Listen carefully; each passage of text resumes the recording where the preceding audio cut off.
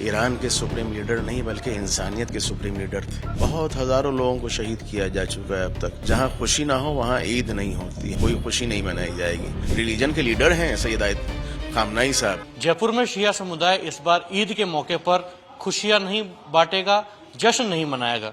हालांकि ऐसा क्यों किया जा रहा है, इस पर बातचीत करेंगे। हमारे साथ शिया मस्जिद के इमाम हैं नाजिर साहब। इस बार इतना कड़ा और अनोखा फैसला लेने के पीछे क्या वजह? आपने खामनेई साहब की तस्वीर हाथ में ली हुई है, बताइएगा। बताना चाहता हूँ, यह तस्वीर आप देख रहे हैं कि ये इस वक्त ईरान के सुप्रीम लीडर नहीं बल्कि इंसानियत के सुप्रीम लीडर थे, जिनको बहुत ही बेरहमी के साथ जो है इजराइल और अमेरिका ने जो है शहीद किया है। और इनके साथ साथ इनकी अहलिया भी हैं, इनकी बेटी भी हैं, इनके दामाद भी हैं, और बहुत हज़ारों लोगों को शहीद किया जा चुका है अब तक। लिहाजा हमने ये देखें, ईद जो है वो खुशी का माम, और जहाँ खुशी ना हो वहाँ ईद नहीं होती है। इस साल हमने नया लिबास नहीं सिलवाएंगे, हम भी, हमारे बच्चे भी, हमारी ख़वातीन भी, कोई नया लिबास नहीं पहना जाएगा, कोई खुशी नहीं मनाई जाएगी। हाँ, नमाज बहरहाल क्योंकि अल्लाह की इबादत है वो अदा की जाएगी, लेकिन कोई इजहार खुशी नहीं किया जाएगा। कहा यह जाता है कि हजारों मील दूर ईरान में ये युद्ध चल रहा है, लेकिन मातम या दुख हिंदुस्तान में मनाने के पीछे की वजह क्या? कि हिंदुस्तान का डायरेक्ट तो कोई लेना देना नहीं है। नहीं, हिंदुस्तान का लेना देना ही नहीं, लेकिन हमारा लेना देना है। हमारे रिलीजन के लीडर हैं सैयद खामनेई साहब, तो हम उनके लिए जान अपनी कुर्बान कर सकते हैं। वो बात और है कि हम यहाँ रहते हैं, लेकिन हमारा जो अपना धार्मिक रिश्ता है वो तो उनसे बरकरार है, उनके साथ है। हम उनके लिए जान भी कुर्बान कर सकते हैं। ईद तो मनाना बहुत छोटी सी बात है। कई लोगों द्वारा ये कहा जाता है कि मजलूमों पर जिस प्रकार से हश्र किया जा रहा है ईरान में या फलस्तीन में, उसके खिलाफ आप लोग लगातार जयपुर में आवाज बुलंद कर रहे हैं।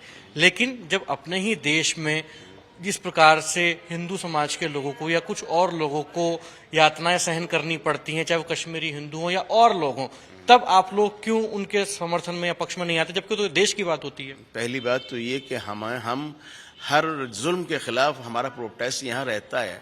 उसमें कोई धर्म की कैद नहीं है। जुल्म किसी पर भी हो, हिंदू पर हो, मुसलमान पर हो, सिख पर हो, ईसाई पर हो, हम उसकी आवाज़ उठाने के लिए हमेशा आवाज़ उठाते हैं और उसके साथ जो है खड़े रहते हैं। जालिम के मुकाबले में खड़े हो जाते हैं और मजलूम के साथ खड़े रहते हैं। ऐसा नहीं है कि हम जो है ना सिर्फ वहाँ जो है ईरान में हो रहा है तो क्योंकि मुस्लिम कंट्री है, ऐसा नहीं है। देखें, ये रिश्ता जो है इंसानियत का है, और मैं तमाम लोगों से यही कहूँगा कि इसमें धर्म को ना लाएं बीच में, बल्कि इंसानियत पहला रिश्ता है। धर्म तो इंसानियत के बाद का रिश्ता है।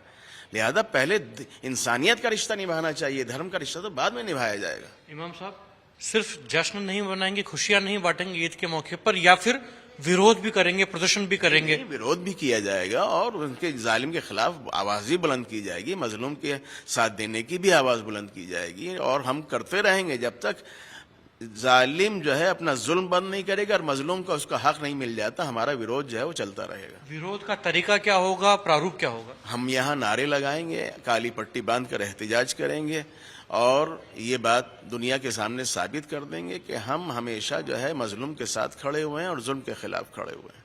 जयपुर के शिया मस्जिद के इमाम सैयद नारिश अकबर कह रहे हैं कि इस बार की जो ईद है उस पर खुशियां नहीं होंगी, क्योंकि जिस तरीके से 1000 मील दूर ईरान के साथ यूएस इजराइल का वॉर चल रहा है, जिसमें कई लोगों की जान गई है, ऐसे में साफ तौर पर गुलाबी नगरी जयपुर में भी इसका असर देखने को मिलेगा, और इस बार खुशियां ईद के मौके पर नहीं बांटी जाएंगी। कैमरा पर्सन गिरीश के साथ Lakhvir Singh Shekhawat, times now. Zero हमने इन्वेंट किया, हमने बताया दुनिया को, जहां योग है वहां रोग नहीं। सबसे पुरानी सभ्यता है हमारी। गुलामी से तो और देश भी लड़े भाई, पर आजादी के लिए अहिंसा का रास्ता बस हमारा था। अपने पसीने से जमीन सींचता किसान और घर में घुसकर मारने वाले जवान, बस इसी मिट्टी ने जने। इसके हाथ ने जब थामा जज्बा तो इतिहास रचे। कदम बढ़ाए तो चांद का वो हिस्सा चूमा भाई, जहां कोई कभी नहीं पहुंचा। आज पूरी दुनिया में शान से लहरा रहा है तिरंगा, और इसके पीछे है गर्व से भरी अनगिनत कहानियां जो लिखी जा चुकी हैं और लिखी जा रही हैं, जिन्हें मैं सुनाऊंगा राष्ट्रगर्व रोज शाम 6:25 पर।